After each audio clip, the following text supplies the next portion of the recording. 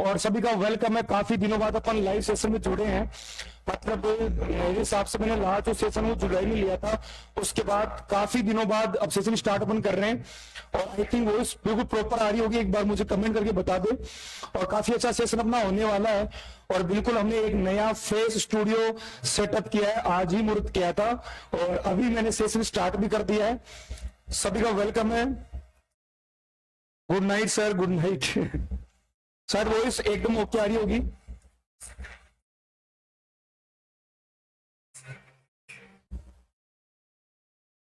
एक बार वॉइस बताना प्रॉपर है कि नहीं है, फिर अपन आगे बात करते हैं। और जेट 2025 का रिजल्ट आ चुका है था, उसके बाद आपकी काउंसलिंग बहुत लेट स्टार्ट हुई।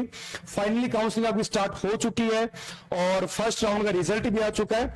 अब आपकी फिजिकल रिपोर्टिंग कब की है और सबसे मेन है कौन से डॉक्यूमेंट आपको चाहिए, क्योंकि बेटा डॉक्यूमेंट के बिना ऐसे मान लो कि आप काउंसलिंग से बाहर हो सकते हो, आपको कॉलेज भी अलॉट हो गई और जब आपकी फिजिकल रिपोर्टिंग हुई आपके पास डॉक्यूमेंट पूरे नहीं है तो आपको एडमिशन से बाहर कर सकते हैं। तो बहुत ही इंफॉर्मेटिव ये वीडियो है, ये सेशन, इसको जरूर शेयर करें क्योंकि जेट 2025 की फिजिकल रिपोर्टिंग कब है और कौन कौन से डॉक्यूमेंट आपको चाहिए वो कंप्लीट इंफॉर्मेशन मैं आपको बताने वाला हूं। एक बार मुझे बता दो कि सर वॉइस ओके है कि नहीं है।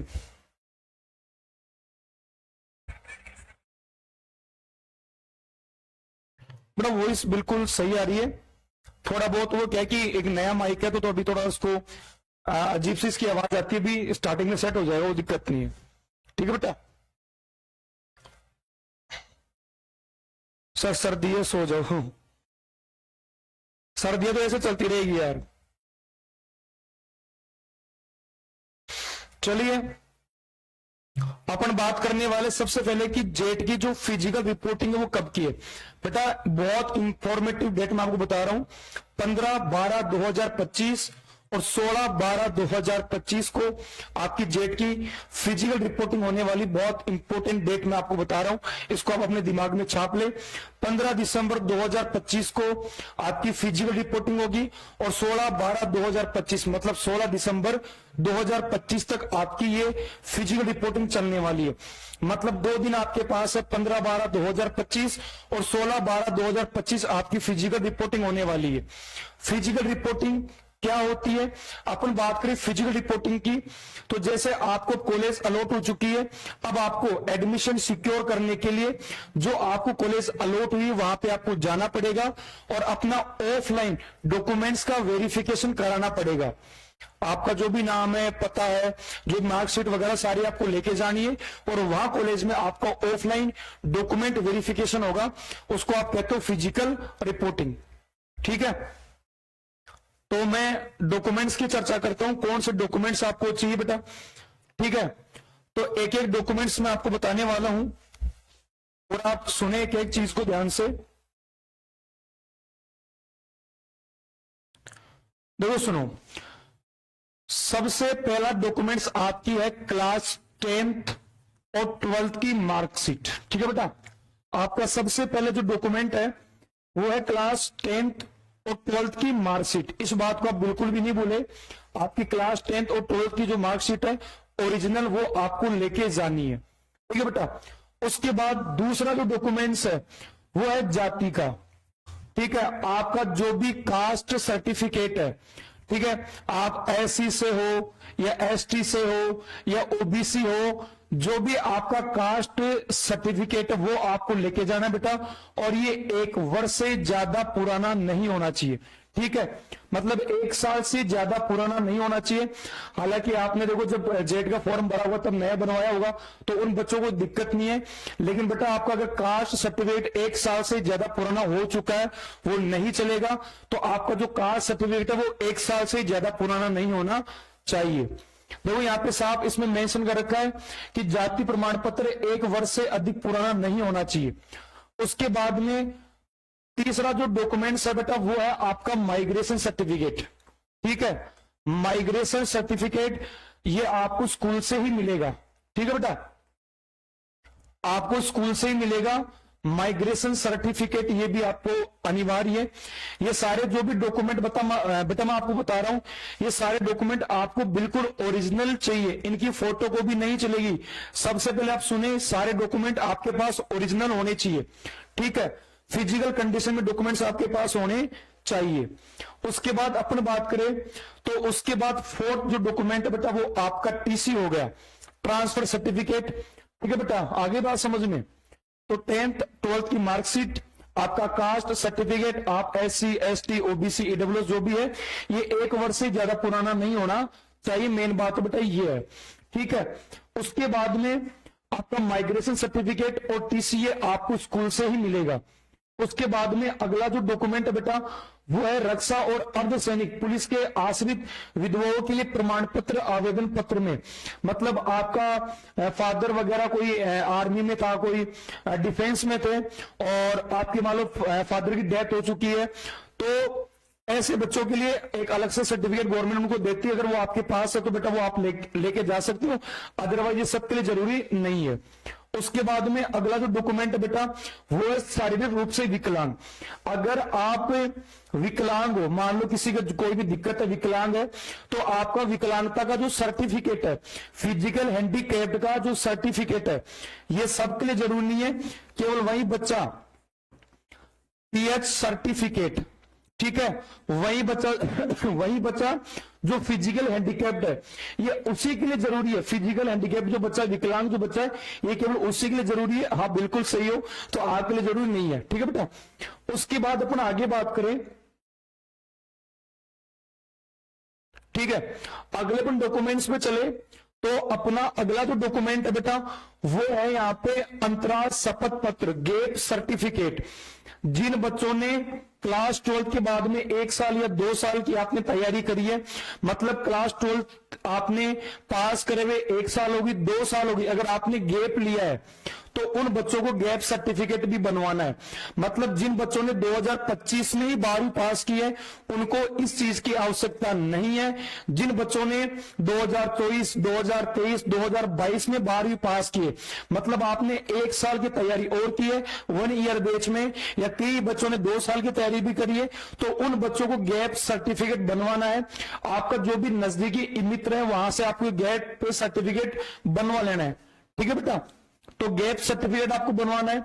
उसके बाद में चलते 9वां जो डॉक्यूमेंट्स बेटा वो है आपका मूल निवास। आपका जो मूल निवास प्रमाण पत्र है वो भी आपको लेके जाना है, ठीक है। मूल निवास जो भी आपका प्रमाण पत्र है वो भी आपको लेके जाना है, इस बात का आप ध्यान रखें। ये डॉक्यूमेंट सारे बहुत इंपॉर्टेंट बेटा, भूलना नहीं है। उसके बाद में आपका आधार कार्ड, अगला जो डॉक्यूमेंट है बेटा 8वां वो है आधार कार्ड। आधार कार्ड भी आपको ओरिजिनल लेके जाना है। ये जो भी डॉक्यूमेंट्स आपको बताए जा रहे बेटा, सारे के सारे डॉक्यूमेंट आपको ओरिजिनल लेके जाने हैं, कोई भूल मत जाना, कोई फोटो को भी लेके चला जाए। उसके बाद 9वां जो आपका डॉक्यूमेंट है बेटा वो है अंडरटेकिंग या रैगिंग। प्रारूप संबंधित महाविद्यालय द्वारा उपलब्ध कराया जाएगा। एक ये रैगिंग से रिलेटेड फॉर्म है, ये आपको वहीं पर कॉलेज में मिलेगा। मतलब जिस कॉलेज में आपका सिलेक्शन हुआ है, जब आप वहां फिजिकल रिपोर्टिंग के लिए जाओगे तो वहां आपको फॉर्म मिलेगा रैगिंग से रिलेटेड, ठीक है।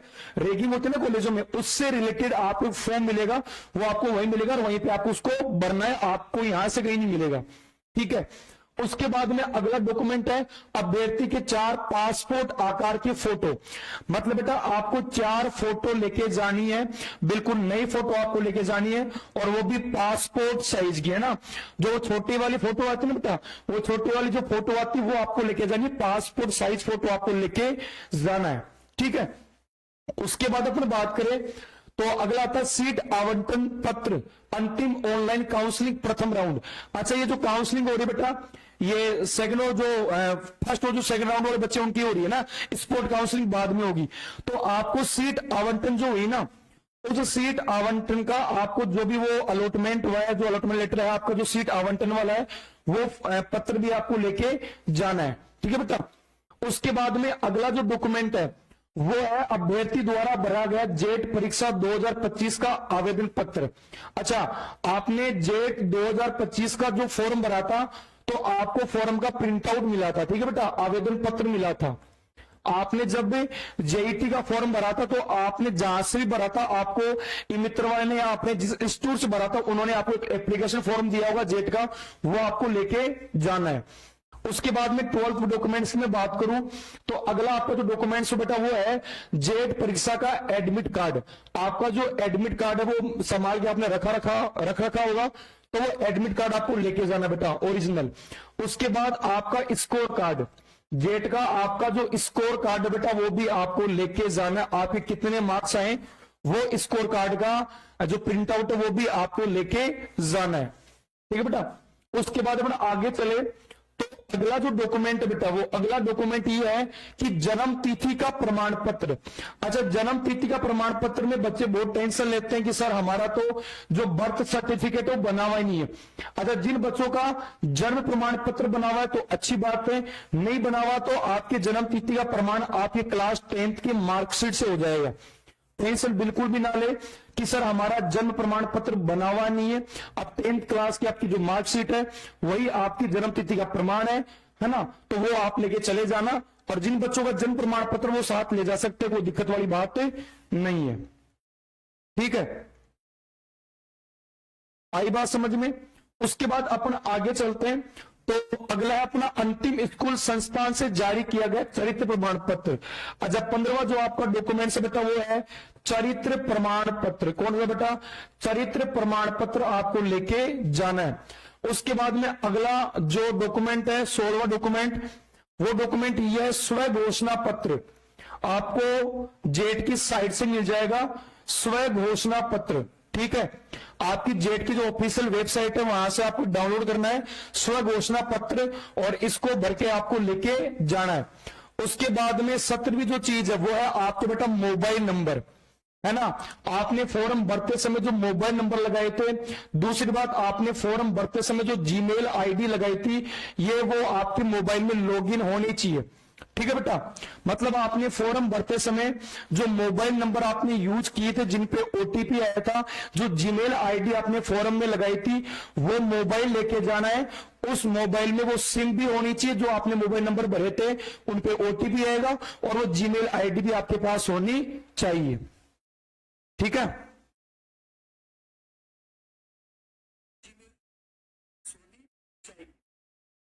तो ये डॉक्यूमेंट्स जो मैंने आपको बताई बहुत इंपॉर्टेंट, एक बार सारे बच्चे बेटा वापस सुन ले कि जेट 2025 की जो आपकी काउंसलिंग है बेटा, वो काउंसलिंग स्टार्ट हो चुकी है और रिजल्ट भी धीरे धीरे आ गया। जो फर्स्ट राउंड था अब सेकंड का आने वाला है।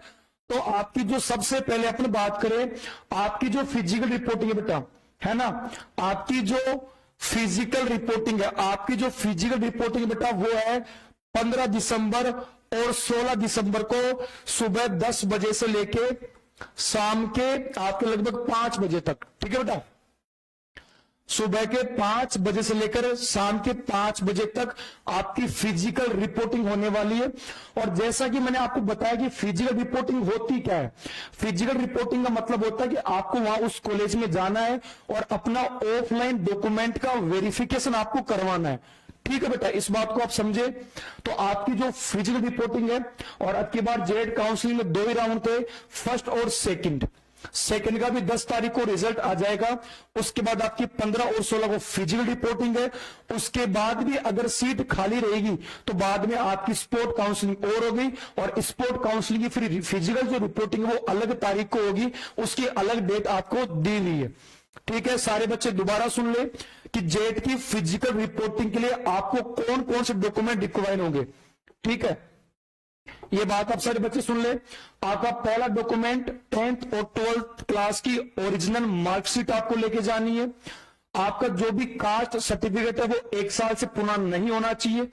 फिर माइग्रेशन जो आपको स्कूल से मिलेगा, उसके बाद में आपकी टीसी, है ना बेटा, और आपका पीएच सर्टिफिकेट। अगर आप विकलांग हो तो आपका जो पीएच सर्टिफिकेट है वो आपको साथ में लेके जाना है। उसके बाद जिन बच्चों ने 1 साल या 2 साल का गैप दिया क्लास 12th के बाद, उन बच्चों को गैप सर्टिफिकेट बनवाना अनिवार्य है। जिन बच्चों ने 2025 में 12th पास करी उनके लिए नेसेसरी नहीं है। उसके बाद अपन बात करें बेटा अगले डॉक्यूमेंट पे, तो अपना अगला डॉक्यूमेंट है मूल निवास प्रमाण पत्र। आपका मूल निवास प्रमाण पत्र आपको लेके जाना है, मूल निवास। उसके बाद में आपका ओरिजिनल आधार कार्ड, 4 पासपोर्ट साइज आपको फोटो आप ज्यादा ही ले लेना, 5-7 और ले जाना, कोई दिक्कत नहीं, 5-6 फोटो ले जाना है ना, कई बार गुम जाती है, कई बार खराब हो जाती है। और सीट अलॉटमेंट जो आपको हुआ है कॉलेज का, वो आवेदन पत्र आपको लेके जाना है। उसके बाद आपने जब जेट का फॉर्म भरा था तब आपको एक एप्लीकेशन फॉर्म दिया गया था, जब आपने जेट का फॉर्म भरा था तब आपको एक एप्लीकेशन फॉर्म दिया गया था, वो आपको लेके जाना है ओरिजिनल। आपको जेट का एडमिट कार्ड लेके जाना है, आपको जेट का स्कोर कार्ड लेके जाना है बेटा ओरिजिनल, आपको जन्म तिथि के प्रमाण के लिए 10th की मार्कशीट या आपका जन्म प्रमाण पत्र चल जाएगा। उसके बाद आपको स्कूल से मिलेगा चरित्र प्रमाण पत्र, ठीक है बेटा, क्या मिलेगा, चरित्र प्रमाण पत्र। और एक जेट की जो आपकी बीकानेर वाली वेबसाइट है वहां से आपको मिलेगा स्व घोषणा पत्र, आप ये इमितर से डाउनलोड करवा के प्रिंट निकलवा लेना, ये स्कूल से जो भी आपके रिलेटेड है स्व घोषणा पत्र, ये उसको आपको जेट की साइट पे मिल जाएगा। एक वो मोबाइल नंबर और वो जीमेल आईडी जो आपने फॉर्म में भरी थी, ये एक्टिव होनी चाहिए, वो मोबाइल लेके जाना जिस मोबाइल में सिम और ये जीमेल हो, क्योंकि वहां पे ओटीपी से वेरिफिकेशन होगा तो वो जरूरी है। अब सबसे काम की बात आप ये सुने, इधर देखो, सबसे काम की बात ये है कि सारे के सारे डॉक्यूमेंट्स आपको ओरिजिनल लेके जाने। देखो, एक तो सभी डॉक्यूमेंट्स का एक सेट तो होगा आपका ओरिजिनल का, ठीक है, और कम से कम 2-3 सेट हर डॉक्यूमेंट के कम से कम 2 तो 3 फोटो कॉपी आपको लेके जानी है। ठीक है बेटा, समझ गए क्या? हाँ सर समझ गए। एक तो ये सारे के सारे जो डॉक्यूमेंट्स है, एक तो ये आपको बेटा ओरिजिनल लेके जाने, ठीक है, क्या लेके जाने, ओरिजिनल। और दूसरी बात ये है, इन सभी डॉक्यूमेंट्स की, हर एक डॉक्यूमेंट्स की कम से कम 2 फोटोकॉपी आपके पास होनी चाहिए। कम से कम हर एक डॉक्यूमेंट्स की 2 से 3 फोटोकॉपी आपके पास होनी चाहिए, ठीक है। किसी का कोई और सवाल तो वो कमेंट कर सकता है, रिलेटेड सवाल हो किसी का। और बिल्कुल एकदम फर्स्ट क्लास वीडियो आ रहा है, तो क्या बात है भाई। किसी बच्चे को और सवाल है तो पूछ सकता है वो।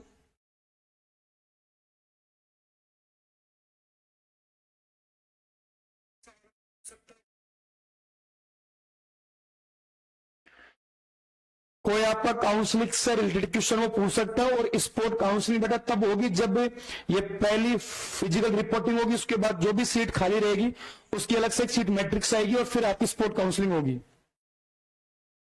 और बहुत ही इंफॉर्मेटिव वीडियो है, इसको जरूर शेयर करना है। और एक बात ध्यान रखना, मैं वापस कह रहा हूं, ये सारे डॉक्यूमेंट्स ओरिजिनल और हर डॉक्यूमेंट्स की कम से कम 2 से 3 फोटोकॉपी आपके पास होनी चाहिए।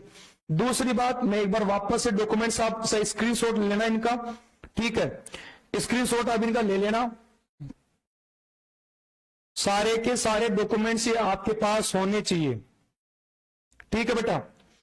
सारे के सारे documents, 10th 12th marksheet, caste certificate, migration TC, PH अगर विकलांग हो तो, गैप सर्टिफिकेट, मूल निवास, Aadhaar card, 4 photo passport size, seat आवंटन जो आपको सीट अलॉटमेंट हुआ है, जेट 2025 का application form, admit card, jet का स्कोर कार्ड, जन्म तिथि के प्रमाण पत्र लिए 10th की मार्कशीट या आपका अगर जन्म प्रमाण पत्र है तो चरित्र प्रमाण पत्र, स्व घोषणा पत्र, मोबाइल नंबर और जीमेल आईडी। अगर आपको कोई और इंफॉर्मेशन चाहिए तो आप 9694888058 पे आप कॉल कर सकते हो।